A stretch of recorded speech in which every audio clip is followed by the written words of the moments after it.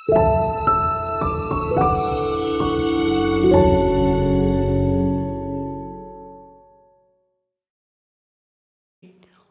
इस वीडियो का हर एक पॉइंट एग्जाम में पूछा गया है, चाहे आप छोटे एग्जाम की तैयारी कर रहे हों या आप बड़े एग्जाम की तैयारी कर रहे हों। ये वीडियो देखने के बाद आपको 4 वीडियो या 10 बुक देखने की ज़रूरत नहीं पड़ेगी। ठीक है, तो चलते ही स्टार्ट करते हैं। वीडियो को पूरा देखिएगा, पसंद आता है तो वीडियो को लाइक भी करें और प्लेलिस्ट के माध्यम से अदर भी जो टॉपिक हैं उनको भी आप देख सकते हैं। तो चलते ही स्टार्ट करते हैं। यहाँ पर दिया है हिंदी साहित्य का काल विभाजन। तो याद रखिए, हिंदी साहित्य के काल विभाजन को 4 भागों में बांटा गया है। आदिकाल जिसे वीरगाथा काल कहते हैं, पूर्व मध्यकाल जिसे भक्ति काल कहते हैं, उत्तर मध्यकाल जिसे रीतकाल कहते हैं, आधुनिक काल जिसे गद्य काल के नाम से भी जाना जाता है। ठीक है, तो ये भी पॉइंट आपको याद रखना कि आधुनिक काल को किस नाम से, तो गद्य काल के नाम से जाना जाता है। अगला यहाँ पर इसकी समय सीमा पूछ लिया जाता है। तो इसकी समय सीमा को 4 खंडों में विभाजित किया गया है, जो कि देख सकते हैं कि आदिकाल अर्थात वीरगाथा काल की जो समय सीमा है वो आपके 1050 ईस्वी से आपके 1375 ईस्वी तक आपकी है। पूर्व मध्यकाल जिसे भक्ति काल कहते हैं, इसकी समय सीमा 1375 से लेके 1700 ईस्वी तक आपकी है। और उत्तर मध्यकाल जिसे रीतकाल कहते हैं, जिसकी समय सीमा 1700 ईस्वी से लेके 1900 ईस्वी तक आपकी है। और आधुनिक काल जिसे हम लोग गद्यकाल कहते हैं, इसकी समय सीमा आपकी कितनी है, तो आपकी 1900 ईस्वी से लेके अब तक आपकी है। ठीक है ना। अब हम लोग यहाँ पर कह सकते हैं कि एक एक काल को पढ़ेंगे, इससे जुड़े हुए जो आपके प्रश्न बन सकते हैं, जो रचनाएं हैं, कवि हैं, सभी हम लोग यहाँ पर पढ़ेंगे।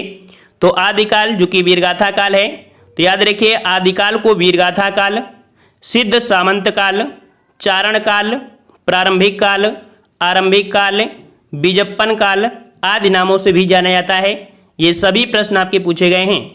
अगला प्रश्न आपसे पूछा जाता है कि आचार्य रामचंद्र शुक्ल के अनुसार वीरगाथा काल की समय सीमा कितनी है। तो ये समय सीमा आपकी कितनी है, तो 1000 ईस्वी से 1350 ईस्वी मानी जाती है। अगला पॉइंट आपका दिया है आदिकाल की प्रवृत्तियाँ, मतलब कह सकते हैं कि इसमें क्या क्या बातें हुई हैं। तो यहाँ पर आपके आश्रयदाताओं की प्रशंसा, युद्धों के सुंदर और आपके सजीव वर्णन या कह सकते हैं चित्रण, वीरगाथा काल वीर रस के साथ साथ श्रृंगार रस का वर्णन, ऐतिहासिकता के संदर्भ में कल्पना की प्रचुरता, अप्रमाणिक रचनाएं, सामूहिक राष्ट्रीयता का अभाव और डिंगल पिंगल भाषा का प्रयोग। तो आपसे पूछेगा कि डिंगल पिंगल भाषा का प्रयोग जो मिलता है वो आपके कौन से काल में, तो आपके आदिकाल में मिलता है। ठीक है, अब यहाँ पर आपका दिया है आदिकाल का जो नामकरण है, या आपको पूरे यूट्यूब में जब सर्च करेंगे, गूगल में भी सर्च करेंगे, तो एक साथ आपको देखने को नहीं मिलेंगे। इसे नोट कर लीजिएगा कि आचार्य हजारी प्रसाद द्विवेदी ने आदिकाल को किस नाम से कहा है, तो आपका यहाँ पर कह सकते हैं आदिकाल ही है आपका है। आचार्य रामचंद्र शुक्ल ने वीरगाथा काल कहा है। ठीक है ना, आदिकाल को आचार्य रामचंद्र शुक्ल ने क्या बोला है, वीरगाथा काल। विश्वनाथ प्रसाद मिश्र ने क्या कहा है, तो आपके वीर काल कहा है। राहुल सक्रात्यायन ने क्या कहा है, तो इसे सिद्ध सामंत काल कहा है। गणपत चंद्र शुक्ल ने क्या कहा है, तो आपका आरंभिक काल कहा है। मिश्र बंधु ने क्या कहा है, तो प्रारंभिक काल कहा है। महाविशाल द्विवेदी ने इसे क्या बोला है, तो आपका बीजप्पन काल कहा है। और डॉक्टर राजकुमार वर्मा एवं जॉर्ज ए गियर्सन ने इसे चारण काल कहा है। ठीक है, तो ये सभी पॉइंट आपके एग्जाम में पूछे गए हैं। ठीक है, और इसे नोट कर लीजिएगा। उम्मीद है कि आपको ये नोट्स जो आप बनाएंगे सबसे बेहतर आपकी सिद्ध हो जाएगी, और कभी भी उठाकर देखेंगे एग्जाम में वहीं पर आपको देखने को मिल जाएगा। मतलब एक बार पढ़ लेंगे तो आपको बार बार पढ़ने की समस्या खत्म हो जाएगी। दिया गया है आदिकाल के प्रमुख कवि एवं रचनाएं। तो यहाँ पर एक साइड आपके कवि हैं, दूसरी तरफ आपके यहाँ पर कह सकते हैं रचनाएं, क्योंकि एग्जाम में पूछा यह जाता है कि आदिकाल के कौन कवि हैं। अगर इस सीक्वेंस से पढ़ लेंगे तो 100% है कि आपको कन्फ्यूज जो होते हैं वो आपको नहीं होंगे। यहाँ पर दिया है कवि, जो आपके आदिकाल के कवि कौन है, दलपत विजय हैं, जिनकी जो रचना है वो आपकी खुमार रासो। ठीक है, खुमार रासो है। चंद बरदाई जो कि आपका हमेशा पूछा जाता है, चंद बरदाई, तो आपकी चंद बरदाई की जो आपकी रचना है वो आपकी पृथ्वीराज रासो है। ठीक है, जो कि कह सकते हैं किस भाषा में लिखी गई है, तो ये इनकी भाषा कौन सी, ब्रज भाषा में। ठीक है, ब्रज भाषा में है। और याद रखिए चंद बरदाई से क्वेश्चन पूछा जाता है कि हिंदी के प्रथम महाकाव्यकार कौन है? तो आपके कौन आपके हैं? तो आपके चंद्रबरदाई हैं। और जो ब्रजभाषा में है ये हिंदी का प्रथम महाकाव्य है। ठीक है, जो आपका पृथ्वीराज रासो है ये हिंदी का प्रथम महाकाव्य है, याद रखिएगा। अगला पॉइंट आपका है कि नरपत नाल है, नरपत नाल की रचना क्या है? तो ये आपकी बीसल देव रासो। ठीक है, अगला है जगनिक, तो जगनिक जो आपका है इनकी रचना है परमाल रासो। और ये जो आपको मिलता है ये आपके आहलाखंड, याद रखिए परमाल रासो को आहलाखंड के नाम से भी जानते हैं। ये क्वेश्चन आपसे पूछेगा कि परमाल रासो को अदर किस नाम से? तो आपके आहलाखंड। अगला दिया है सारधर, सारधर की जो आपकी है वो आपकी हमीर रासो है। नल सिंह भाट की जो आपकी है वो आपकी कौन सी? तो आपकी विजयपाल रासो आपकी है इनकी रचना। अगला है विद्यापति की, तो क्वेश्चन बहुत पूछा जाता है। विद्यापति की आपकी रचना कीर्तिलता, कीर्ति पताका, पदावली, लिखनावली। ठीक है, ये आपकी किसकी है? तो आपकी विद्यापति की है। और अगला है कि सराहपा, सराहपा जो दे सकते हैं इनकी आपकी कौन है? तो दोहा कोश है। ठीक है, सराहपा की कौन सी है? दोहा कोश है।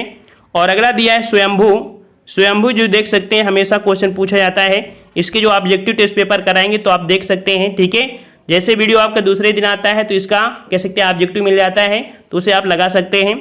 यहाँ पर दिया है स्वयंभू, और स्वयंभू की आपकी जो रचना है वो आपकी कौन सी है? तो पौम चरित है। और आपकी एक कौन आपकी है? तो रिट रेम चरिव। ठीक है, ये आपकी है जिसे हम लोग अरिष्ट नेम चरित के नाम से जानते हैं।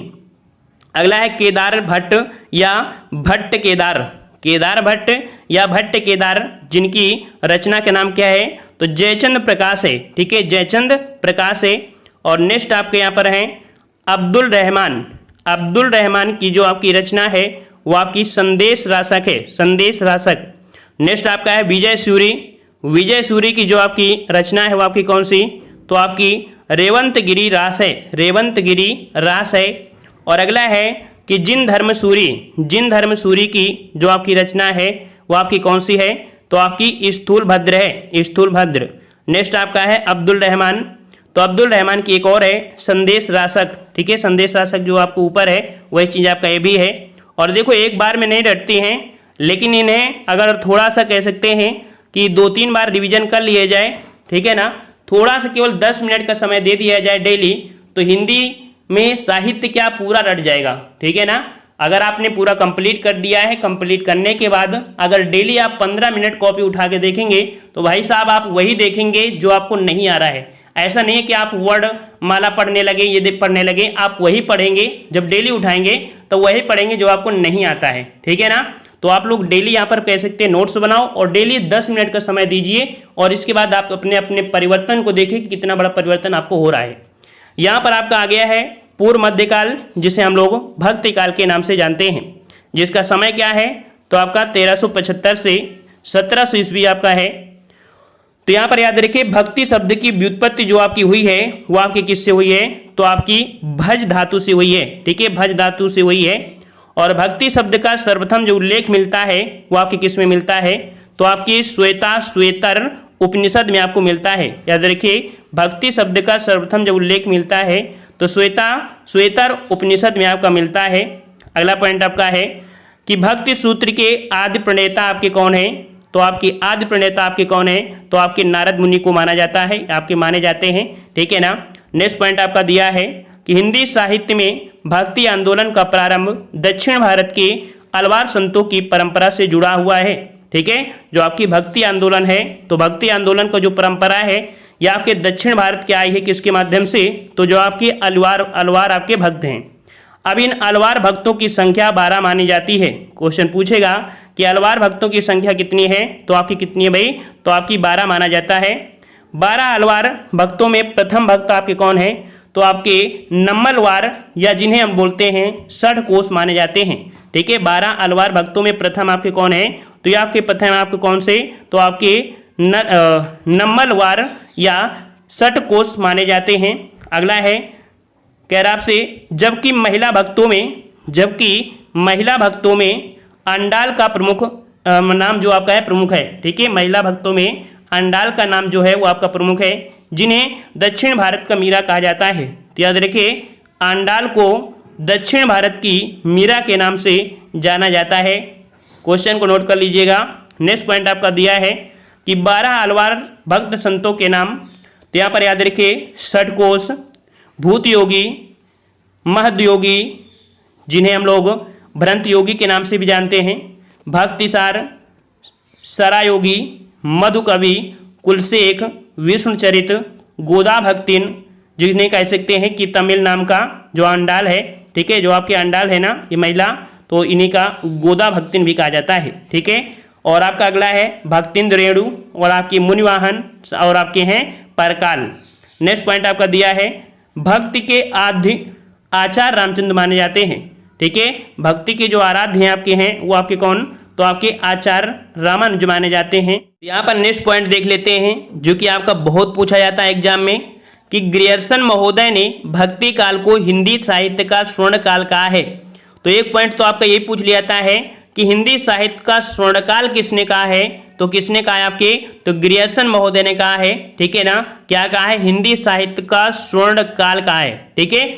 दूसरा आपका जो पूछा जाता है कि आचार्य रामचंद्र शुक्ल ने पूर्व मध्यकाल को किस नाम से कहा है या किस नाम से बोला है, तो भक्ति काल के नाम से, ठीक है। किस नाम से भाई, तो आपकी भक्ति काल के नाम से कहा है। वहीं पर एक पॉइंट और आपका है कि आचार्य रामचंद्र शुक्ल ने भक्ति काल को एक नाम और दिया है जिसे स्वर्ण युग कहा जाता है, ठीक है। भक्ति काल को स्वर्ण युग भी कहा जाता है। और अगला है भक्ति काल को दो भागों में बांटा गया है। पहला आपका दिया है सगुण काव्य धारा, दूसरा दिया आपका निर्गुण काव्य धारा। अब यहाँ पर आपका जो आ चुका है भक्ति काल आ चुका है और हम लोग यहाँ पर जो पढ़ेंगे एक एक काल